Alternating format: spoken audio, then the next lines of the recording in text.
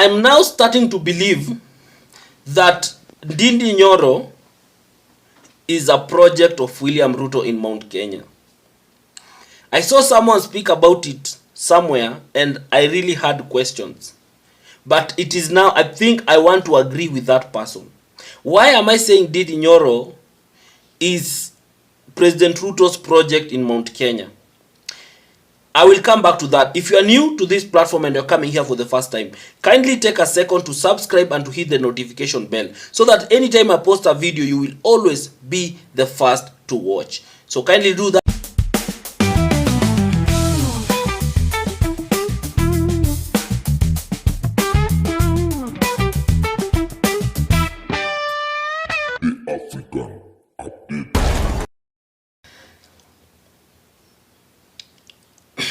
Thank you for everyone who has subscribed, and for the return subscribers, I really love you guys and I really appreciate you guys. You are helping this channel grow. We are on the road to 3,000. We started this channel with a mere 100 subscribers, and in less than a month or so, we are almost getting to 3,000. So continue subscribing, continue supporting, continue sharing my videos. As I promise you, I'll never disappoint you. It will always be 2 videos every day, kama kawaida. So why am I saying that Ndindi Nyoro is a Ruto's project in Mount Kenya? You know, Ruto, he's losing. He understands that he has lost a lot of influence in Mount Kenya, and he understands that winning Mount Kenya is a tall order for him. So his only plan is one: if I cannot get these people, then let me scatter them. Let me scatter them. Let me scatter them. Let me scatter their votes, so that in 2027 they don't vote as one unit. So I want you to listen to this short clip from the president explaining about Ndindi Nyoro, and then I will come back and give my analysis. So watch this. Ndindi Nyoro is a very fine gentleman. Huyo kijana ni kijana ambaye mimi namkuza kwa siasa. Najua watu huyu, nafikiri mtu fulani hapa amesema, nafikiri ilikuwa Kogi, alimesema ya kwamba Ndindi Nyoro alikuwa chairman na sasa sio chairman. Unajua muda wa chairman wote wa makamati bunge ilifika, all chairman ilifika muda muda wao ikaisha, ikawa tufanye tena election.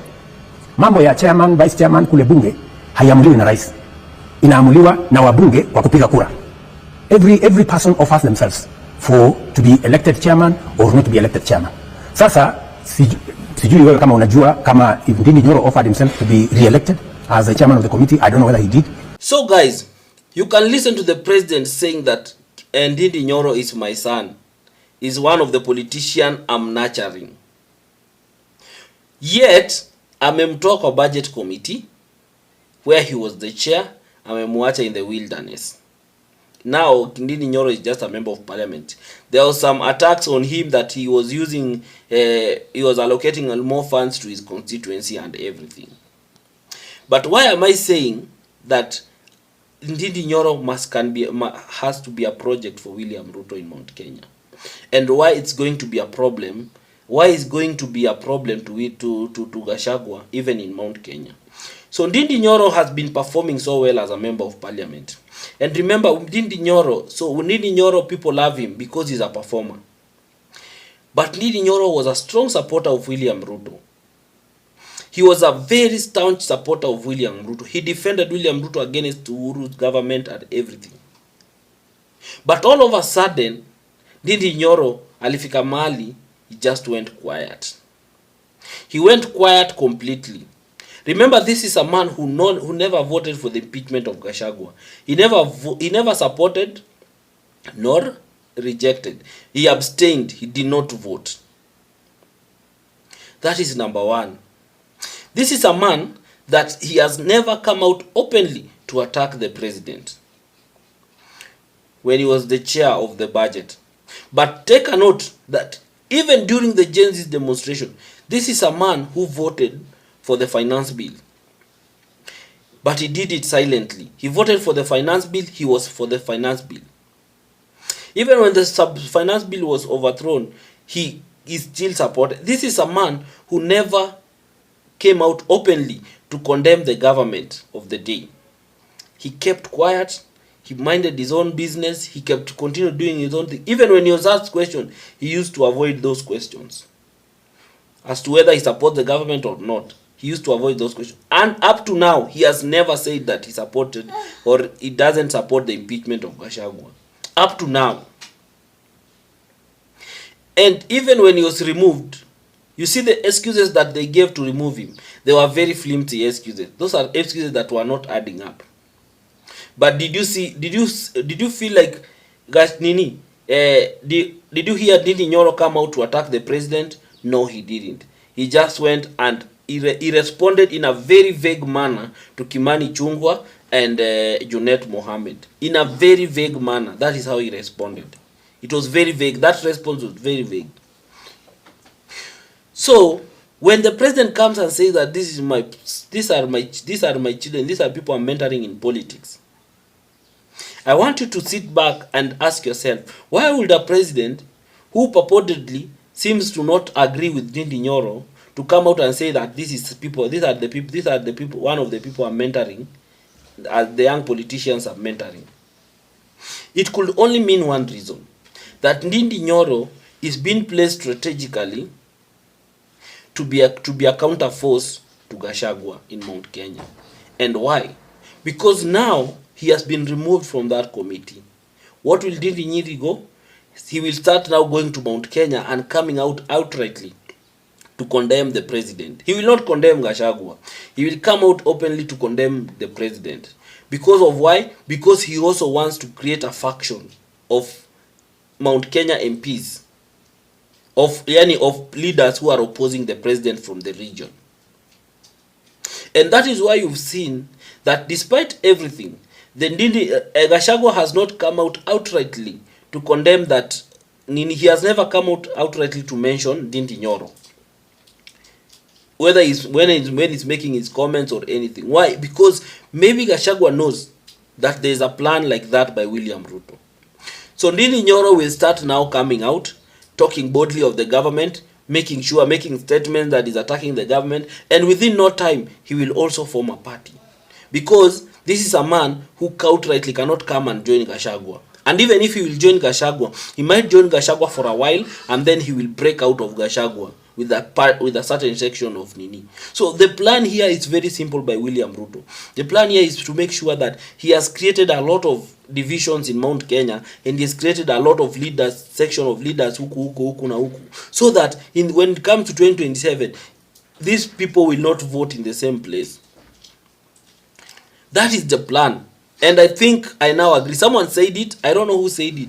There was a certain political analyst who said that Ndindi Nyoro is just Ruto'S project in Mount Kenya. Now I'm beginning to believe that. Because this is a man who, listen to Ndindi Nyoro carefully. He doesn't attack the president the way Nani Gachagua anafanyanga. Despite everything, he doesn't. He keeps his cool. And maybe he did it that deliberately until atolewe kwa hiyo kiti. Now we are going to see more of Ndindi Nyoro. We are going to see more of him now speaking, calling for press, doing rallies, doing campaigns, coming out, speaking in the media, in everything, the way Gachagua is doing. And this is just to counter Gachagua, to create another section of leadership in Mount Kenya. So the people of Mount Kenya, there is a plan to split your votes. Another person that I still feel is who Ruto'S project is none other than Justin Muturi. I strongly feel that Justin Muturi is Ruto'S project in Mount Kenya. That is another scheme of Muturi dividing the Mount Kenya vote. Why am I saying this? Remember, this is a man whose son was abducted. First, these people they have been friends with Ruto from way back. Even when he was the Speaker of National Assembly, he used to still support Ruto. And then this is a man who has been the Attorney General, the first Attorney General under Ruto's government. This is a man whose son was abducted, and then he came and later spoke about it. How many months later? Around 4 months later, 4 or 5 months later, when he's now coming out of the closet to call out these abductions and everything. So you want to tell me that after 4 months, ndio imekuhit that my son was abducted and it was not right? Why would he start bringing those issues 4 or 5 months later? In politics, you need to connect the dots. And then he's coming up, and then he did it so deliberately and so vigorously in such a way that he wanted the president to fire him, so that when he's fired, he can get the sympathy from the people of I don't know whether it's Meru or Embu or wherever he comes from. And you will start to see a lot of Justin Muturi now in Mount Kenya region, now making his pronouncement, moving around. He's not going to work with Gachagua. Why? It's because the president is placing people strategically in those regions. And the president will finance these people. He'll make sure he has given them a lot of good money for them to run around to counter Gachagua and everything. They will be funded.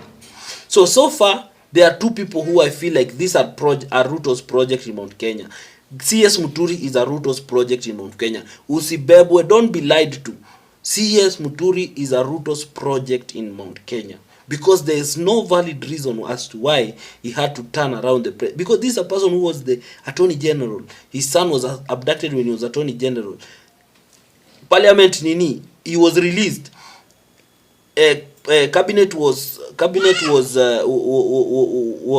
dissolved, and then later he was absorbed in the cabinet. He has worked as a CS for about, I don't know, 4 or 5 months. Then later he comes and again tells us that he can't take it anymore. He's speaking about abductions. So the maths is not adding up, and that is the reality. So this is what I like to tell you guys, that at the end of the day, these two people are Ruto'S project, and the president has realized that he cannot win, he cannot get Mount Kenya vote. So the hesabu yake ni simple. If I'm not going to get these votes, then I have to divide you people. I divide you people, I scatter your votes, and that's it. And I consolidate from other regions, and that is how I'll be the president again in 2027. Don't fall for that trap. The people of Mount Kenya, don't fall for that trap. That is the truth. Do not fall for that trap. Stay united. If you have one person like it's Gachagua, stay united behind Gachagua. I know it's going to be tough, but you have to stay behind one person if you want to vote to count. Because the plan that Ruto is using is the same plan that Nani alitumia, Moi used. That's the same tactic that Moi used, and that's why he was able to divide Mount Kenya for a very long time. So do not fall for that trap. Anyway, guys, that was it from me. What do you think? What do you think about all this? Do you think that these two people are Ruto'S project in Mount Kenya? Tell us what you think. Put your name in the comment section there. And as much as you want to share your opinion, try and remember to remain respectful. Do not insult anyone. Do not come out to openly attack anyone. Usitumie matusi.